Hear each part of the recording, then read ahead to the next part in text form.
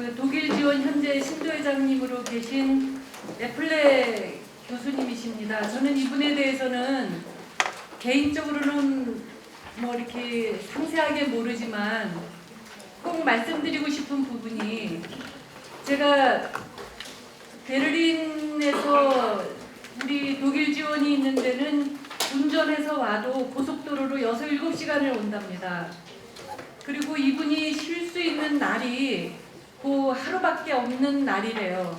그래도 법회를 운전하고 오셔서, 그럼 왕복 14시간을 운전하시는 거잖아요.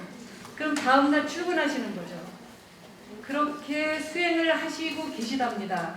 그러면 과연 우리가 부산에서 여기 안양까지 오시는 분들이 일주일에 한 번씩 법회에 오신다 그러면 과연 얼마나 오실까? 96년도에 독일 지원이 생겨서 지금이라 그러면 지금 20년입니다. 한결같이 그렇게 하고 계시는 분이니까 저는 어떻게 보면은 수행자로서 귀감이 되시지 않나를 생각을 하면서 소개해드리고 싶습니다. 발표 듣겠습니다.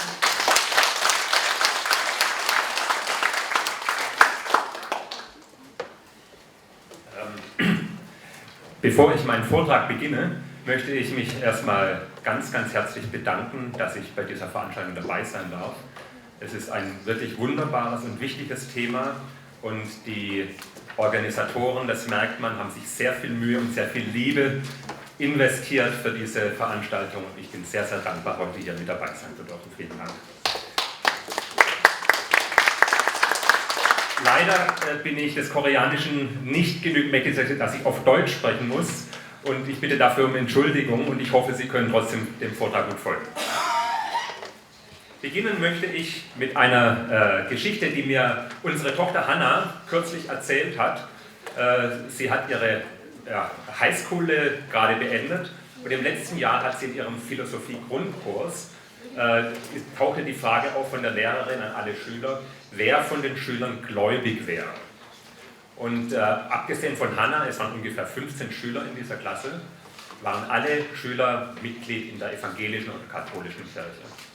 Keiner von diesen Schülern hat auf diese Frage mit Ja geantwortet, bis auf Hannah.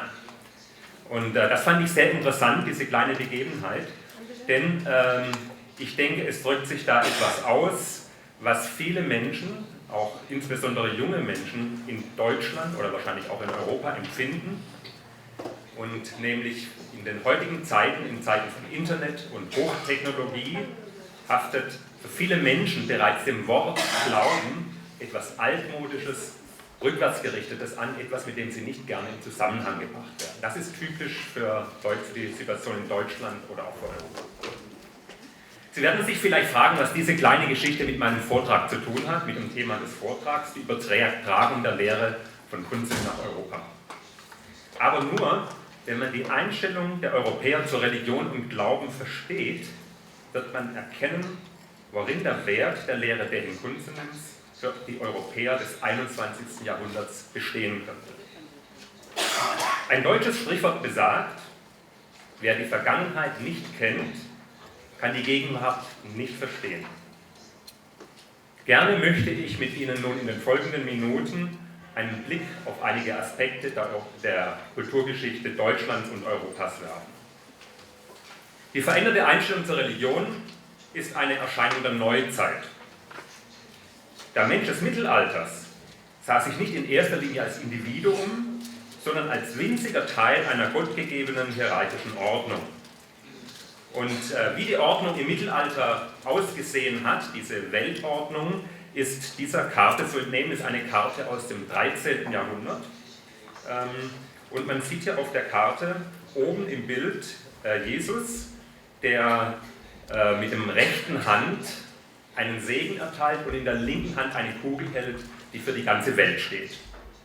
Diese Kugel ist im unteren Teil als Karte nochmal dargestellt, das ist die Weltkugel sozusagen. Und auf den ersten Blick könnte man meinen, es ist einfach eine Weltkarte, die, weil eben im Mittelalter entstanden, nach heutigem Wissen einfach sehr ungenau ist und sehr viele Fehler enthält. Guckt man sich die Karte aber im Detail an, kommt man auf eine ganz andere Deutung und ein anderes Verständnis dieser Karte. Im Mittelpunkt dieser Karte befindet sich Jerusalem, die heilige Stadt. Das war auch schon nach damaligem Verständnis nicht der Mittelpunkt der Welt, geografisch gesehen. Also daran merkt man schon, es ist kein Versuch einer geografisch exakten Karte, der hier versucht wurde, sondern man hat Jerusalem als heilige Stadt in den Mittelpunkt gesetzt, vermutlich weil Jerusalem auch als ein Symbol galt für die heilige christliche Kirche und von allen Menschen als dieses Symbol auch verstanden wurde. Noch interessanter wird es, wenn man sich diesen Bereich der Karte anguckt, direkt unterhalb von Jesus angeordnet, sieht man diesen Bereich und das ist ein Symbol für das Paradies. In diesem kleinen Bild sind Eva und Adam abgebildet, getrennt durch einen Baum. Und es ist also so, dass diese Welt ganz selbstverständlich eingeseilt neben geografischen, konkreten Orten das Paradies enthält, also einen himmlischen Ort, der sicherlich geografisch nicht so leicht zu finden ist. Von diesem Paradies entspringen 5 Ströme. Das sind die damals bekannten 5 großen Flüsse, also der Nil, der Ganges, Tigris und so weiter. Und diese 5 Ströme tragen ihr Wasser durch die ganze Welt. Und wer die Bibel ein bisschen kennt, weiß, dass Wasser ja auch ein Symbol für den Heiligen Geist ist. Und mit diesem soll natürlich etwas ausgedrückt werden. Die Absicht des Künstlers war also nicht, eine geografisch korrekte Karte anzufertigen. Vielmehr zeigt die Karte die Ordnung der Welt als ein vom Heiligen Geist durchzogenes und von Jesus getragenes und gesegnetes Ganzes. Diese Darstellung wird soweit vermutlich den meisten Menschen irgendwie gut gefallen, ist sehr ansprechend.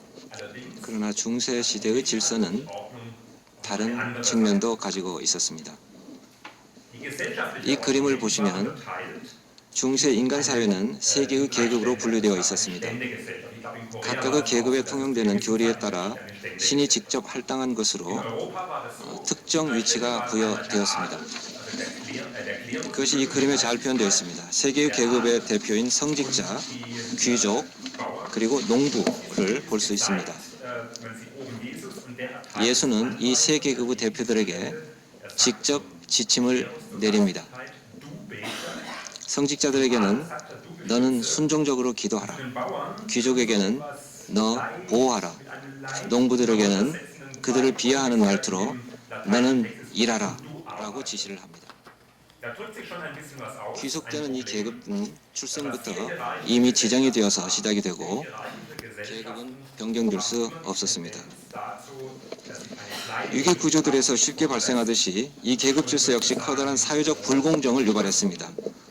몇 소수의 고위 성직자와 귀족들은 전 인구의 90%를 차지하고 매우 가난한 농부들의 고생을 통해서 이익을 얻었습니다. 이 농부들은 그림에서 볼 수 있듯이 전체 계급 나무를 등에 짊어지고 힘겨운 삶을 살아야 했습니다.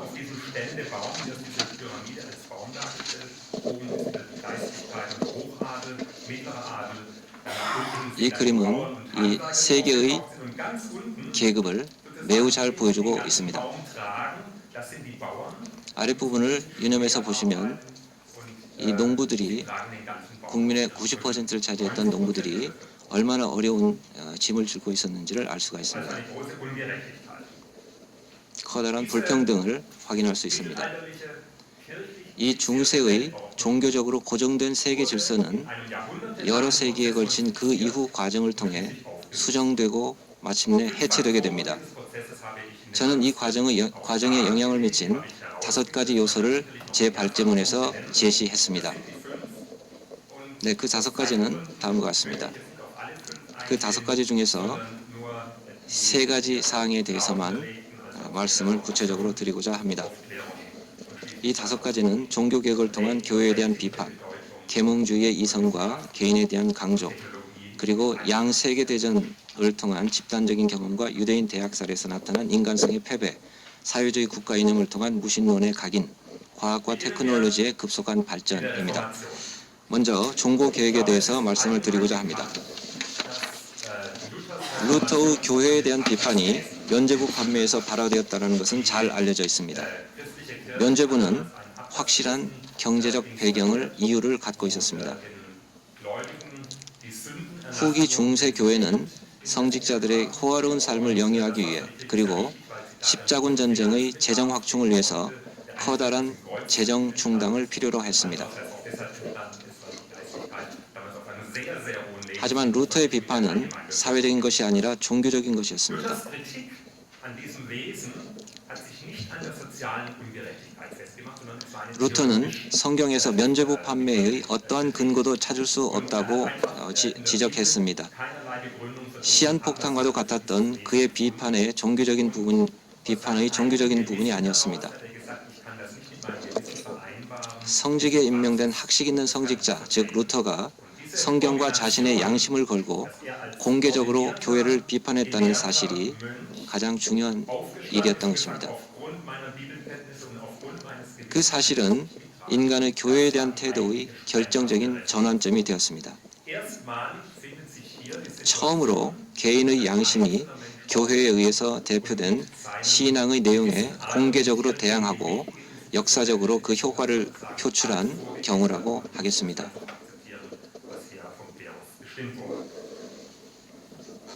Diese Situation, dass das Individuum sozusagen selbstständig tätig wird, das hat sich fortgesetzt in der geistigen und sozialen Bewegung der Aufklärung. 이러한 변화는 계몽주의의 정신적이고 사회적인 운동을 통해서 다시 더 촉진이 되게 됩니다. 계몽주의라는 이 개념은 일반적으로 정신적인 암흑기로 받아들여진 중세 시기의 극복을 암시하고 있습니다. Als ein Denken, was mit Dumpfheit und Dunkelheit gekennzeichnet war, angesehen wurde. Für die Aufklärung eine zentrale Figur in 독일인에게 철학자 Tradition, aber auch 임마누엘 칸트는 계몽주의의 운동과 뗄 수 없이 연결되어 있는 인물입니다. das Wort Aufklärung überhaupt geprägt 칸트는 hat, einen sehr 계몽주의 운동에 이름을 붙인 사람이기도 합니다. erfordert dazu auch in diesem 그와 계몽주의의 다른 사상가들은 보편적인 판단 기준으로 이성을 강조했습니다. vorgegebenen 그러니까 주어진 신의 질서가 인간의 삶의 세계를 규정하는 게 아니라 모든 것이 이성을 통해서 탐구되고 설명될 수 있다고 주장했습니다. in Abgrenzung gegen das Weltbild des Mittelalters 개개인이 교회에 의해서 einzelne 주어진 질서를 vorgegebene Ordnung 조건 없이 수용해야 했던 중세의 세계상에 wurde das 경계를 설정했고 개인이 자신의 지성의 도움으로 독자적인 판단을 내릴 것을 요구하였습니다. starke Betonung der Vernunft und des Selbstbestimmungs 이 개인의 이성과 독자적 결정권에 대한 강조는 오늘날까지 사회 모든 영역에 영향을 미치며 유럽인들의 깊이 뿌리박힌 자기 이해의 특징을 의미하기도 합니다. Aufklärung bediente sich dann auch, das war wirklich sehr gefördert, zunehmend der Wissenschaft als Methode zur 이 계몽주의는 차차 und 세계 질서를 변화시키는 데 있어서 과학의 발전에 영향을 미치게 됩니다. 1850년에 그려진 보시는 이 지도는 오늘날 알려진 지리적인 여건을 매우 정교하게 보여주고 있습니다. wenn man sich diese Karte genauer anguckt, wird man 이 지도를 보면 wie das Paradies 천국과 같은 성지는 이제 더 이상 찾아볼 수가 없습니다. verdeutlicht hier schon 이는 자연과학의 본질을 명확히 보여줍니다. darauf beruhen, 그러니까 물질적인 것, 즉 보이는 현상만을 파악하고 설명하는 방법을 사용하는 것이 자연과학인 것이죠. Prozesse der Unsichtbarkeit 영적인 장소와 보이지 않는 세계의 과정들은 이 이성 앞에서 가까이 하기 어렵게 되었습니다. 그렇다면 지금 우리는 어느 지점에 서 있나요? 구글 지도와 위치 기반 서비스의 시대에 있는 우리 세계는 아주 작은 구석구석까지 접근할 수 있게 되었습니다. 세상은 더 이상 어떠한 비밀도 존재할 수 없게 되었습니다. 우리 선조가 위대하고 압도적인 것으로 경험했던 것은 오늘날 과학과 기술이 인간에게 연 가능성 앞에서 초라한 것들이 되었습니다.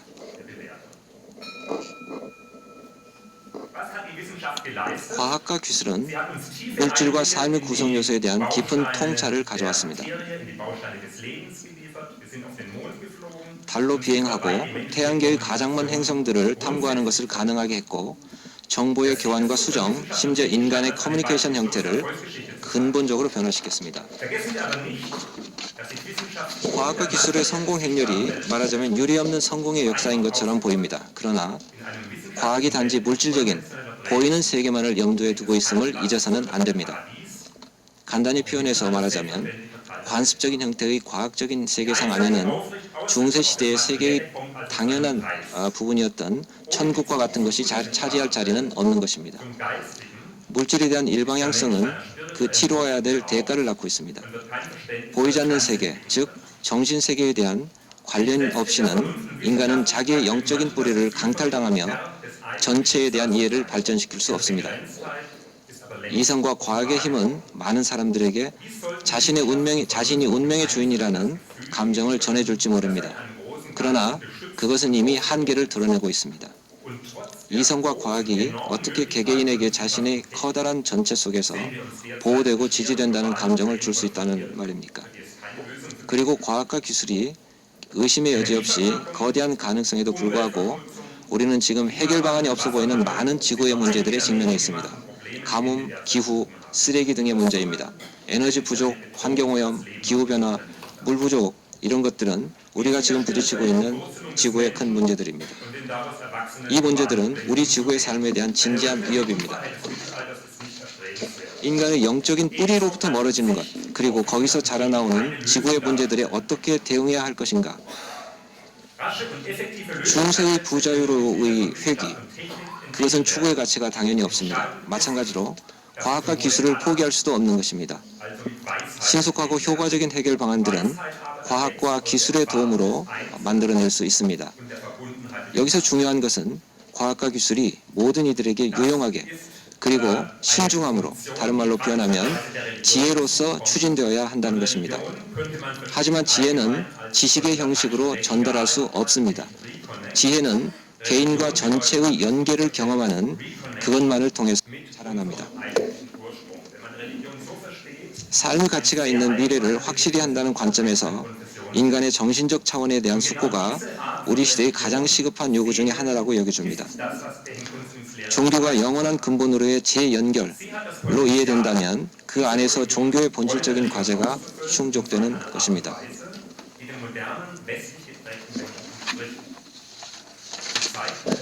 대행 큰 스님의 가르침은 종교의 이 역할을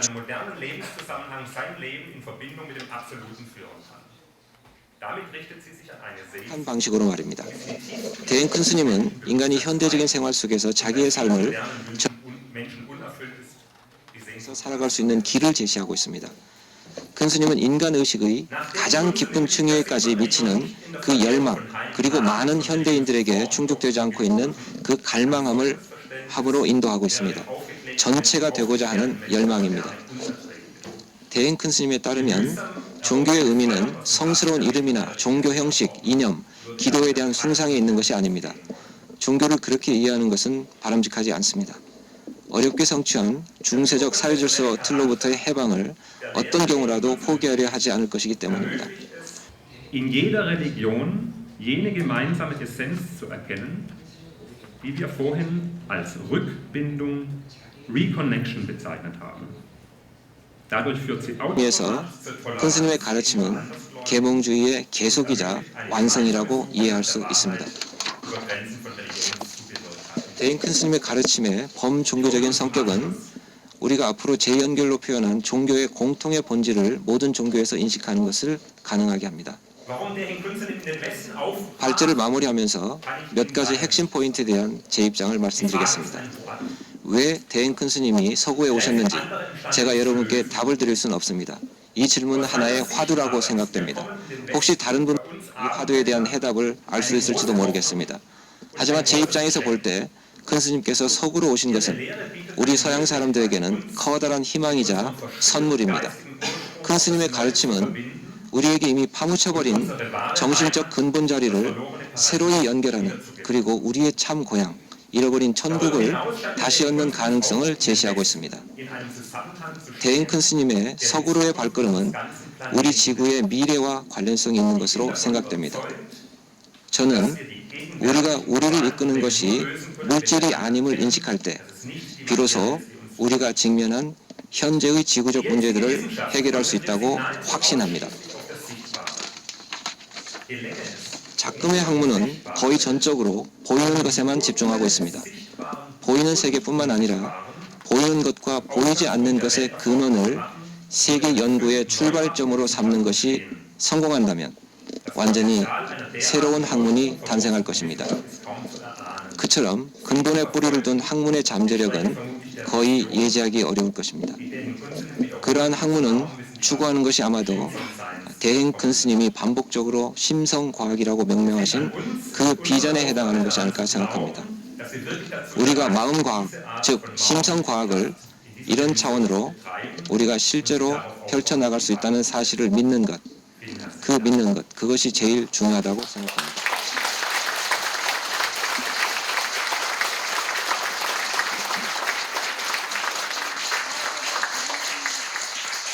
나아갈 길도 제시해 주시고, 예, 한마음과학원이라는 정의를 내려주시고 한마음 선언에 나아갈 길을 열어주시고 한 연구 발표에 너무 감사합니다. 이한순 홍익대 교수님이며 과학원 멤버이신 분의 토론을 듣겠습니다. 안녕하십니까. 홍익대학교의 이한순입니다. 애플 박사님의 발표문을 제가 이제 인상 깊게 읽었는데요.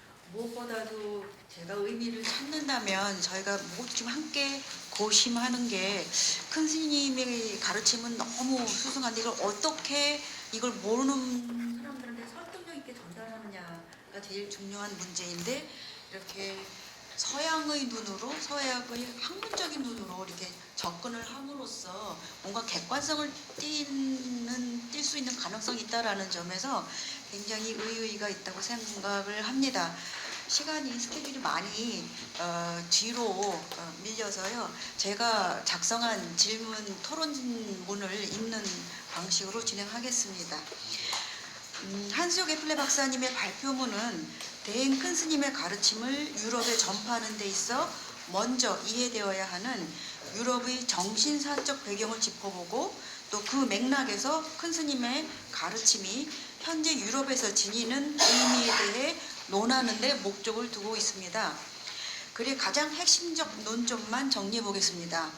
21세기 유럽인들은 과거 유럽 정신세계의 근간을 이루던 종교적 틀을 상실함으로써 영적인 영역으로의 연결 통로를 잃고 대신 과학과 기술이 절대적 권위를 지니는 물질 중심의 세계에 살고 있다고 진단하고 계십니다. 그 결과 야기된 많은 문제들은 인간 이성의 제한된 시각과 사고를 통해서는 해결할 수 없습니다. 이제 다시 정신의 근본 자리를 회복하는 일이 시급하게 대두되고 있는데 여기에 대행 큰 스님의 가르침이 본질적인 가능성을 제공한다라는 견해로 제가 이해를 했습니다. 저는 이와 같은 애플레 박사님의 논의를 흥미롭게 읽으면서 이와 관련하여 궁금한 점이 있어서 물론 여러 가지가 있지만 이 자리를 빌려서 간단히 질문을 드리고자 합니다.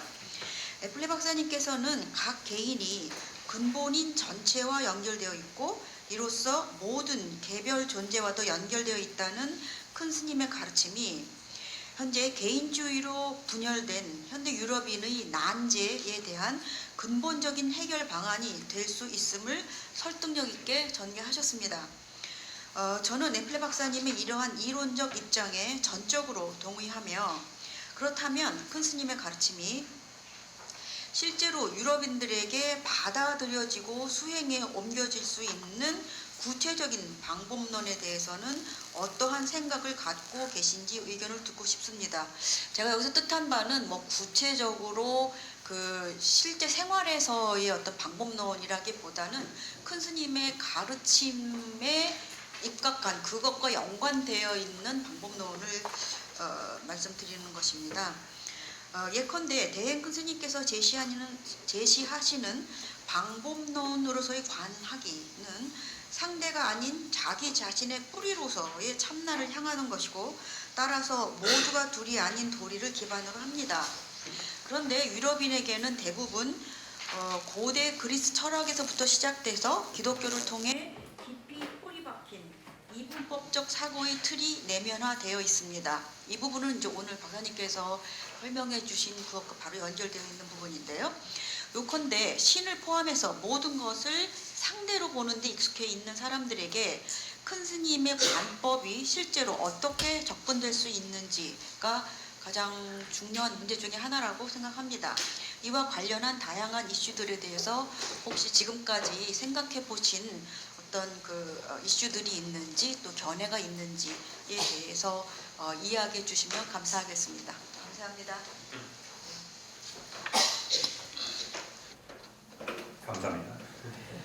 네, 그 통역 없이 바로 가는 거는 토론문을 미리 받았기 때문에 한수혁 교사가 답변을 준비를 했습니다.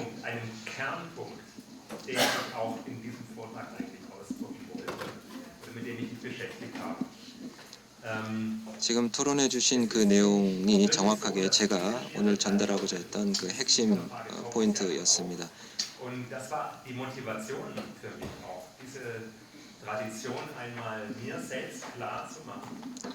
독일에서의 기독 종교의 역사가 어떻게 흘러왔는지를 한번 보여주기로 했던 것, 그리고 그것을 통해서 저 역시도 한번 정리해보고 싶었던 게 이 발제의 의도였습니다.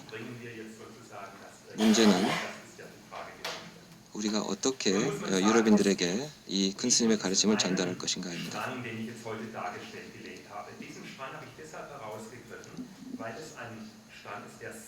오늘 유럽의 문화사를 제가 전달했던 이유는 이 유럽사회 기존의 정신세계에 대한 끊임없는 이러한 전통이 이어져 내려왔다는 것입니다. 정신세계를 추구하는 길이 지속되어 왔었다는 사실입니다. 다행스럽게도 독일의 경우에 여러 경향들이 나타났습니다. 아리스토텔레스의 경우 이런 말을 했습니다. 움직임 없이 움직이는 자라는 표현을 했습니다. 움직임 없이 움직이는 자, 그것은 곧 제가 생각할 때 주인공이 아닌가 생각합니다. 또한 중세의 성직자였던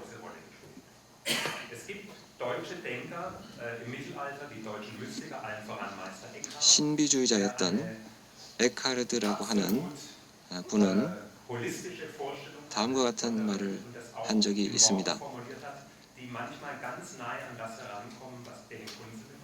큰 스님과 매우 흡사한 발언을 여러 책에서 볼 수가 있습니다. 그리고 이분은 사실 그 정신세계에 당시에 대단히 많은 영향을 미쳤습니다.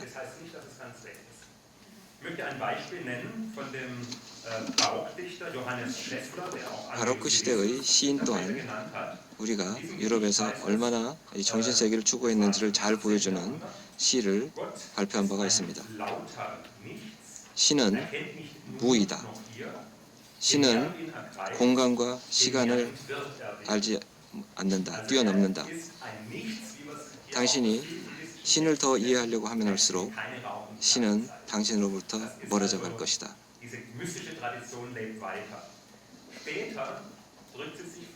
자, 그 이후에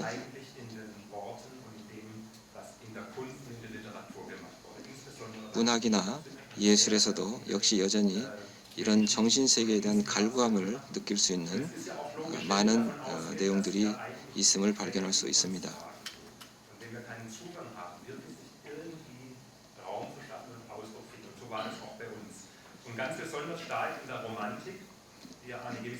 낭만주의 시대에 역시 그러한 현상이 잘 나타났고, 아이센도르프라는 시인은 다음과 같은 시를 적은 적이 있습니다. 모든 만물에 노래가 잠을 자네. 눈물 흘리고 흘리네. 세상은 노래하니 당신이 만나는 건 마법의 언어일 뿐이네.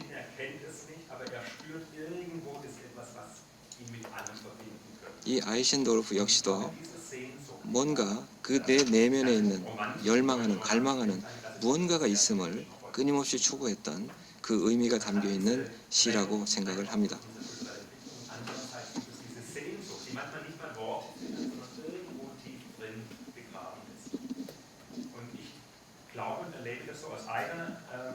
저는 저 자신의 경험을 통해서 선원에 찾아오는 새로운 분들을 만나면서 그들이 모두 이 내면의 깊은 갈구함을 갖고 있음을 언제고 느끼고 있습니다. diese Lehre auch auf praktische Art und Weise zu beschäftigen. Und dieses angesprochen werden, das ist das, was man 그리고 큰 스님의 법문을 이렇게 들을 때 그들이 바로 그것을 와닿는 것을 느끼는 것, 그것을 통해서 그들이 열망하는 것과 큰 스님의 가르침이 일치하고 있음을 beschäftigt sich seit Jahrzehnten 느끼고 있습니다. nichts anderes als irgendwie ein Netz auszuspannen, was Leuten ermöglicht, irgendwo in diesen Kontakt hineinzukommen und irgendwo dieses Kingdom auch zu ergreifen und wahr werden zu lassen. Und das ist sozusagen die Arbeit unseres ganzen Zentrums, ist 우리 das, dieses Bemühen. 독일 지원에서 노력하는 바는 Ich kann Ihnen jetzt nicht sagen, 1, 2, 3, die Methode, so funktioniert das, tut mir leid. 제가 여기서 방법론에 대해서 하나, 둘, 세 가지를 적시할 수는 없습니다. 그러나 저희는 선언에서 그런 실천적인 방법으로 큰 스님의 가르침을 전파하도록 노력하고 있습니다. 시간이 없어서 죄송합니다.